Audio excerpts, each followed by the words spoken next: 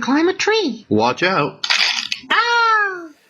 Hi there. Welcome to the Board Game Business Podcast, formerly The Forbidden Limb.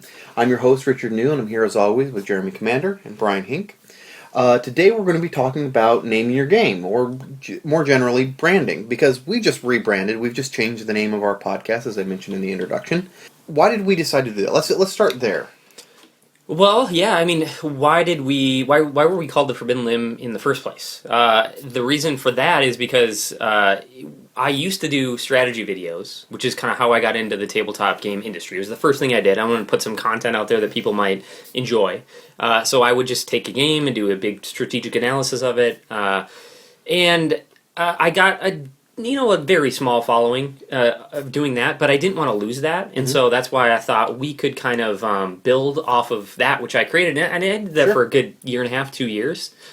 So I think we did that, and then some of the people who watch those videos would come in and listen to our podcast, watch these videos. And then we got on the Dice Tower. Exactly, yeah. Now I don't think we need that, and now it's probably more confusing than it's worth. And so there were really three reasons why it seemed like we should probably change. One was the name was hard to spell. It doesn't describe what we do. The Forbidden Limb, it's unique. That's one kind of good thing. Like, it's unique, but it doesn't describe anything about it. So I noticed... so if people did type it in correctly, it would have good Google juice, because it's unique. That's true. That's true. That is one good thing about it. But I saw like comments on like our YouTube videos about like... I started watching this, and then I was like, this is not about anything I care about, so why don't you name it something so I know what I'm getting into? Because I know a lot of people don't really care about the business side of the industry. Sure. So that was another thing. The last thing was that it's hard to remember. Mm-hmm. So even if you like what we do, if you're, It had that weird name about a tree or something.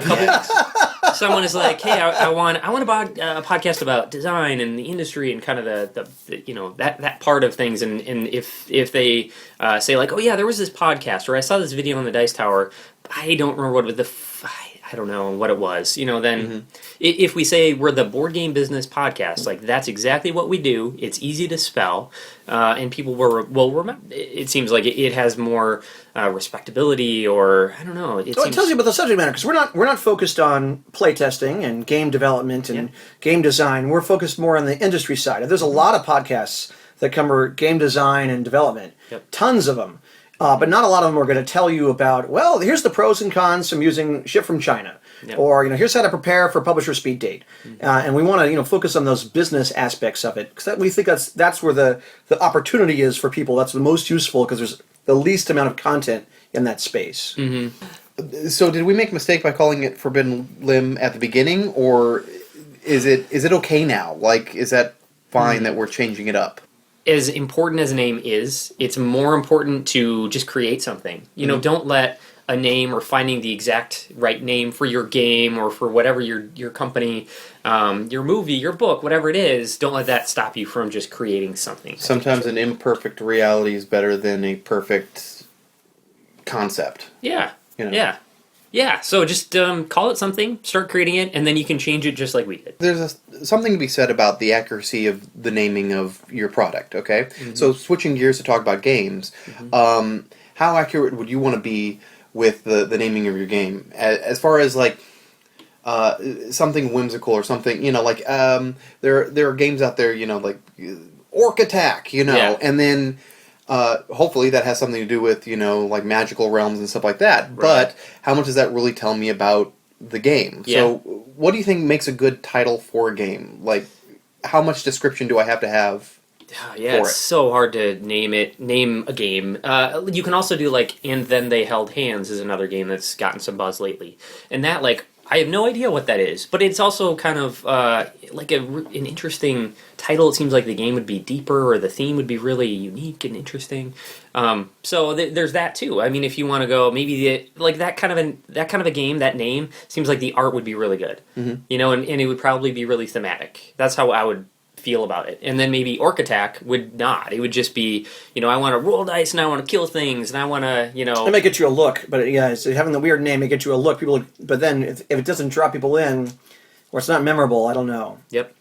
I'm not a big fan. So years ago, the Bare Naked Ladies, they chose that band name because if I'm just going through a list of bands or songs and I see that, I'd be like, what is that? Yeah. I have to check this out. Right. And that was their theory why they took that name. And then that was a lot of syllables and hard to say, and they shortened it to kind of B and L, and that's what their fans called them. And so I'm not a big fan of the novelty name, because I think I'd rather have a name that tells me about the game, or is easy and memorable for me to remember than that. So I guess, Jeremy, what do you think is a good name for a game? Well, I'm looking at your shelf here. Yeah. And so I see Mysterium, and I think that's pretty good. It tells me it's a mystery game, right? I'm good with that. That's fine. Yeah. New Salem doesn't tell me much about what the game is like, but it tells me the theme right away. It conjures the image of Salem in my head. That's what I feel most titles tend to do. It's Yeah. like, this is going to be the theme of the game. This is what you're going to, feel like. King of Tokyo is good because it tells me a little bit about the theme, and I think of King of the Hill.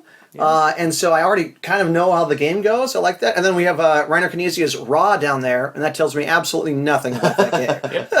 Again, theme if you know Egyptian gods, but that's about it. I mean, your theme will often get people to give your game a look, right?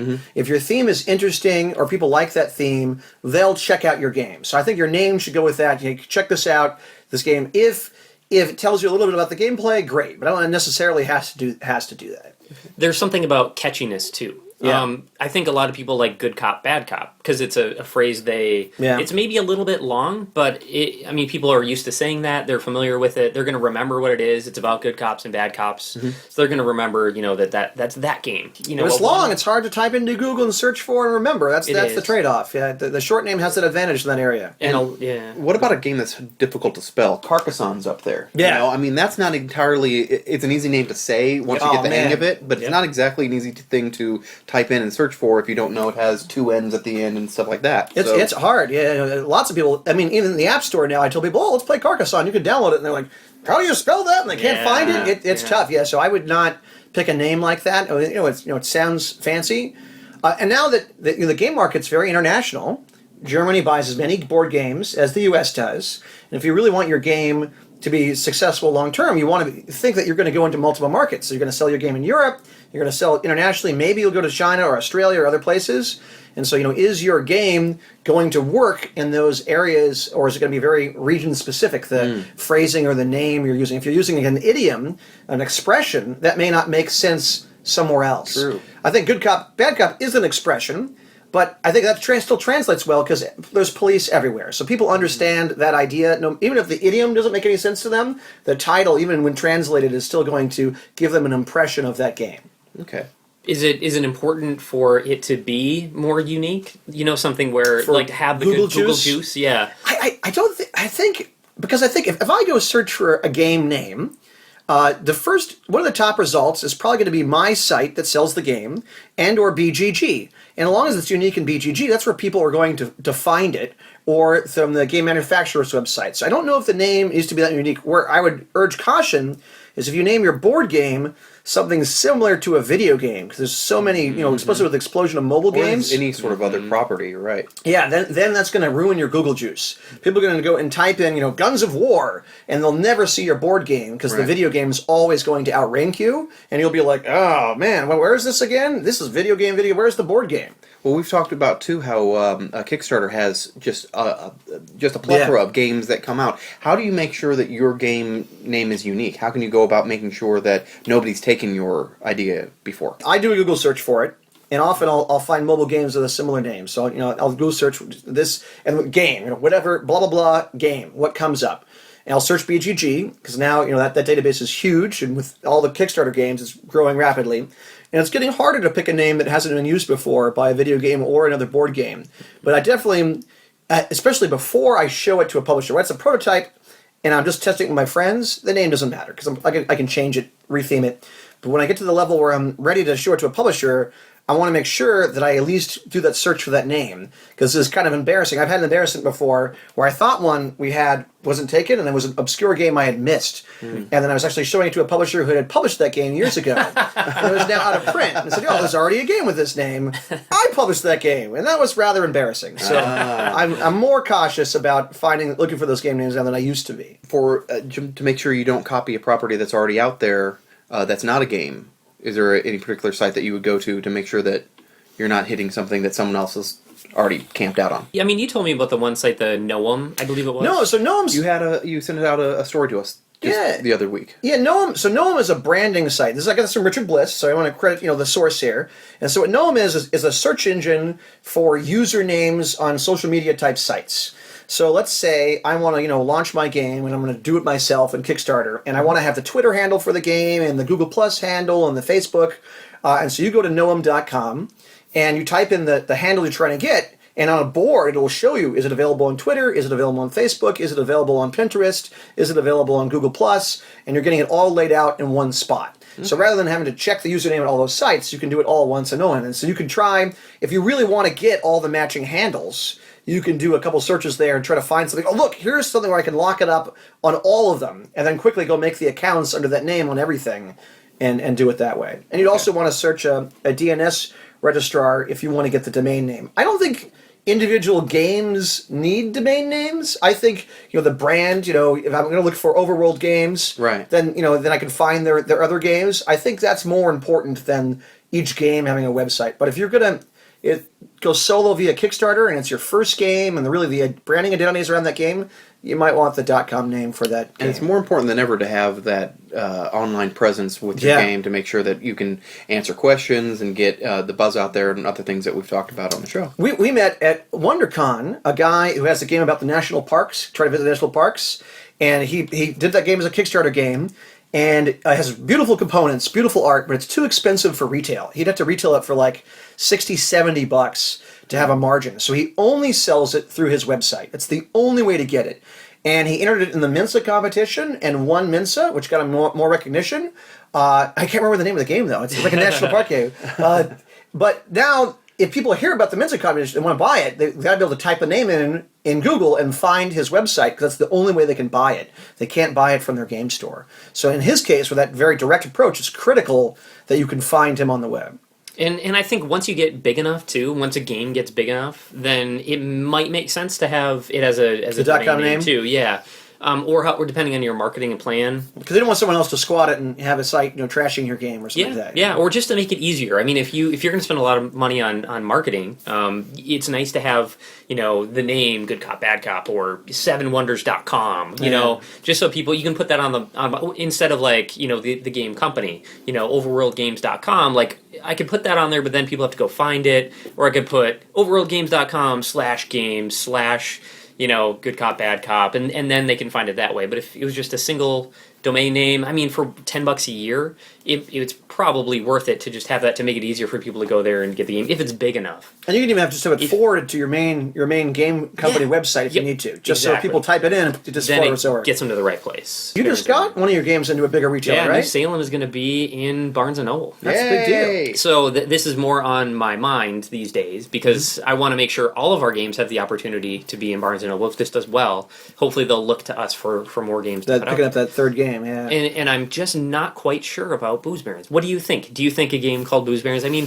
the box looks very nice. I think that I could see them denying that one. I think that's innocuous enough that it would make the cut. It's not like drunken party or something. Right. And the Baron in there may be enough to give you an idea of what it is. So, Beer Empire or something. So I think it'd make the cut, but I could see it getting denied. It would not surprise me. And it's just something as I learn how to be a publisher too, because I'm still in the learning process and always learning more. It's one of the things that I used to not really consider, and now I am and will in the future. And it's very central now to how I decide how to name a game and publish a game and market a game. One more thing: some colleges and some countries filter their internet, and if you have a name that has terms that get filtered, like right now, my cousin is going to college, and his college filters their internet. And so he may search for Booze Barons and not be able to see it because it may trip the filter. I got to imagine one of the hardest parts about making a game like Orc Smash or whatever I called it earlier would be, that so many things would show up. Is the Google Juice thing that we were talking about. So what if I made up a word? What if I made up, for that matter, orcs are made up, so it's why can't I make up my own? Wouldn't that give me a greater ability to connect to people because they can search for mine and I'm good to go? Yeah, Mysterium was one, right, that we talked about. Dixit. It's a made up word. I don't think these are real words. Those are made up, yeah. So I think there's quite a few that do that, and you definitely can. That was very popular with the Web 2.0 crowd, like Dig with 2Gs and Fiverr, all these made up words. It would take a regular word and you add some letters to it or change the spelling to make it more unique in Google. And that has its pros and cons. I'll give you an example. There's 2 games called Scallywag, but one has the exclamation point and one doesn't. Yep. So, if I type it in with the exclamation point, type it in right, then I'll get the right game. But if I type it in wrong, I may get the wrong game. So the trade-off is, we're talking about memorability, being able to remember the game name and type it in. If it's short enough, like Fiverr or Dig with 2Gs, I can probably remember that and type that in, and now you have good Google juice, and you're separated from all the similarly naming things. But if I can't get it right, then you've just lost the whole benefit of that. And it's interesting that you say Fiverr, because ever since you mentioned it many episodes ago, I've like checked there to see if I need like a logo for a video. Somebody will do it's really cool, or I need somebody to edit an article. People will do it for $5. It's such a great site. It's awesome. Great site. But every time I go there, I can't remember how to spell it. I go FIV, and then I'm just like completely lost, and I'm like I don't know which one is it. That's V's, frustrating, right? 2 R's. What's different about it? Was there no E? I can't remember, and then it is frustrating. And I've gone to sites like that just every time I go there, I'm like, okay, I got to make a bookmark this time because there's no way I'm going to go through this again. Yeah. So I don't know if I like that. I like it because it's unique, and I think something like Mysterium, where it's I don't think that's a real word, and then you taking can sort of a spell it real out. word and sort of expanding on it or making it a little bit. Like I don't think I would ever misspell Mysterium. Right. I don't think most people would. Well, even if you did, Google would probably direct you to the right thing, right? And so that you still get the benefit. That's true. Or Dixit. I don't think I would misspell that. Right. But that might be a game that if you played it one time at a party and you're like, oh, this is a great game, I gotta look it up, and then you got home, you might be like, oh, what was it called though? Yeah, maybe. That was that could be an issue as well. Whereas if it was called Picture Game, it's a little bit easier to. It's a horrible name. You get the basic idea. Right. All right. Well, thank you guys for joining us today. This has been excuse me, I almost said it wrong there. the Board Game Business Podcast. I'm your host, Richard New, and I'm here as always with Jeremy Commander and Brian Hink, and I'll see you guys across the table someday. Hey, this is Richard to remind you that you can check out our website at boardgame.business. Old episodes are indexed by subject to make finding an answer to your question easier. You can find links to our BGG Guild, other networking sites, and, if you feel like supporting us, our Patreon account. Donations are used for equipment to improve the presentation of our podcast. Thanks for watching or listening. Thanks so much for watching the Dice Tower videos. Find more great videos and reviews, as well as our top-rated audio podcast at Dicetower.com. You can also find other great shows at Dicetowernetwork.com. I'm Eric Summerer, and you've been watching The Dice Tower. The Dice Tower is sponsored by Cool Stuff Inc., where you can find great games for great prices. Cool stuff in stock. Check them out at CoolStuffInc.com.